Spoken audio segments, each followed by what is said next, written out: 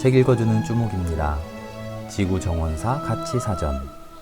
보고 바라며 믿음으로 이루는 평화. 보이지 않는 것을 보는 것은 본질적으로 영적인 행위입니다.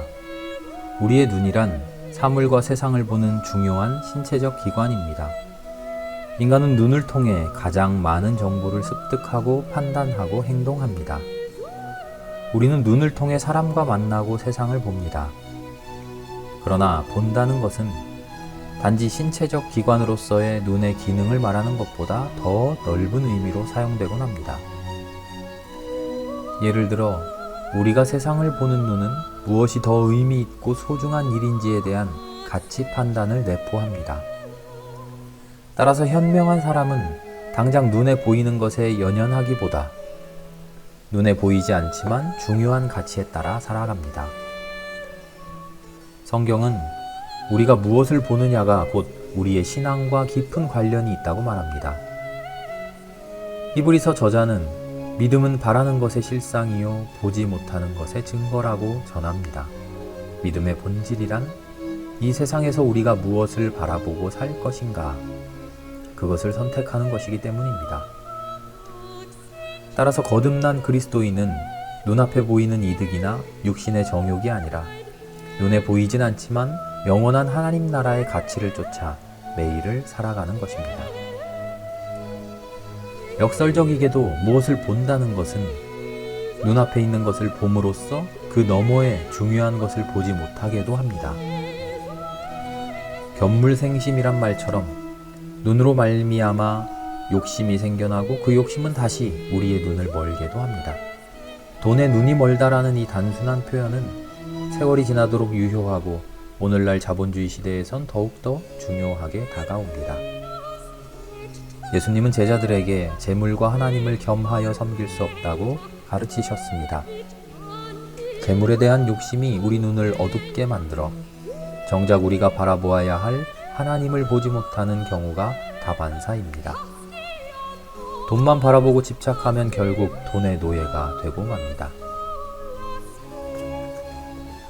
우리가 죄 가운데 거할 때 나타나는 가장 큰 특징은 바로 우리의 시야가 좁아진다는 것입니다. 우리가 성령으로 충만할 때엔 우리의 눈은 하나님을 보게 하고 동시에 우리 주변의 이웃을 돌아보게 합니다. 그러나 우리가 죄 가운데 있으면 우리의 눈은 오로지 자신만을 위해 살아가는 탐욕스럽고 이기적인 존재가 되고 맙니다. 돈에 눈이 멀고 탐욕이 우리를 지배하면 눈앞의 이득에만 급급하여 현명한 판단을 하지 못하게 됩니다. 하나님이 주신 이 땅과 자연들을 돌보지 못하는 것도 이런 이유 중 하나입니다. 보이지 않는 것을 보는 것은 본질적으로 영적인 행위입니다. 이를 위해서는 두 가지 방향으로 점검이 가능합니다.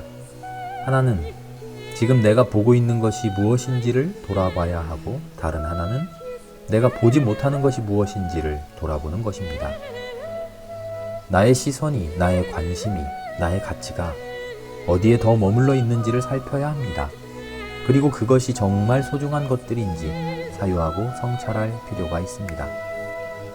내 욕심으로 인해 나의 눈이 어두워져서 정작 우리 주변의 소중한 것들을 놓치고 사는 건 아닌지 진지한 물음이 필요한 때입니다. 우리는 무엇을 보고 무엇을 보지 못하는지 말입니다. 이사야 선지자는 장차 도래할 하나님 나라의 모습을 마치 그림처럼 묘사합니다. 그곳에는 우리의 상식과는 전혀 다른 모습이 벌어지고 있습니다. 늑대와 양이, 사자와 송아지가 어린아이와 안전하게 지낼 수 있는 공존의 가능성을 보여줍니다.